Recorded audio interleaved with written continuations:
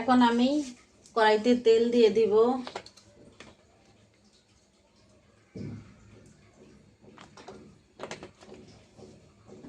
একটু গরম হয়ে আসুক।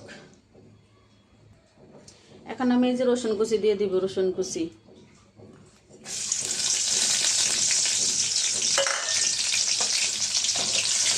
একটু ভালো করে রসুনটা একটু লাল করে নিব।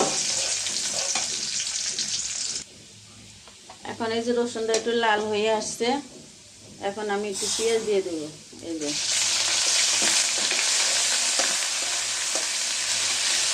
পেঁয়াজ বাটা দিয়ে দিলাম। এখন আমি আস্তে আস্তে সব মশলা দিয়ে দেব।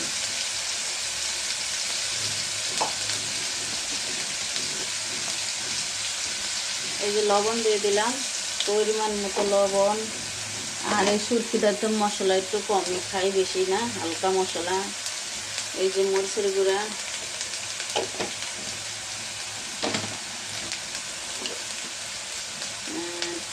এই যে হলুদের গুঁড়া, তারপরে এই যে বাটা শুটকি আছে না, এই যে শুটকি বাইটে রাখছিলাম, এই শুটকিগুলো এখন দিয়ে দেবো।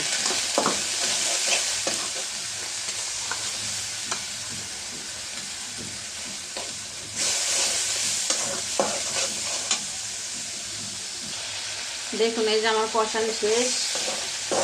এখন আমি এই যে ডান্ডি আলুগুলো দিয়ে দিতেছি। আর বেগুন আমি পরে দেবো, একটু ভালো করে কষিয়ে নিই, পরে বেগুনটি দেবো। বেগুনটি দিলে এখন গলে যাবে, এই কারণে দেবো না। এখন আমি একটু ঢাইকে দেবো, ভালো করে একটু নাড়াচাড়া করে ঢেকে দিতেছি।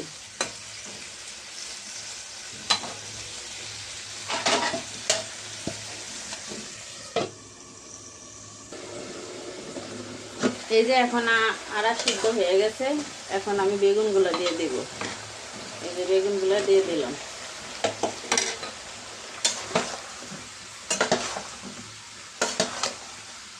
এখন আমি ঢেকে দিব, কষাতে থাকি। এলা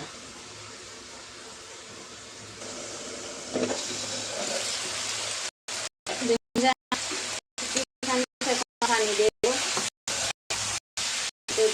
আমি ঝোল নাই, এখন ঝোল দিয়ে দিলাম।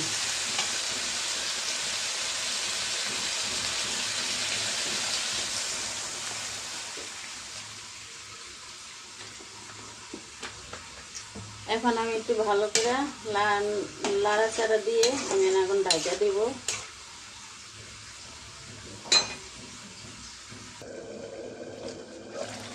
দেখুন আমার রান্নাটা শেষ হয়ে গেছে, শুকিয়ে রান্না। আর এদিকে বেগুনটাও ভাঙে না, সুন্দর আলাম আলাম হয়েছে। তো এখানে ভিডিওটা রাখলাম। অবশ্যই যদি ভালো লাগে লাইক শেয়ার কমেন্ট করবেন। সবাই ভালো থাকবেন। আল্লাহ হাফিজ।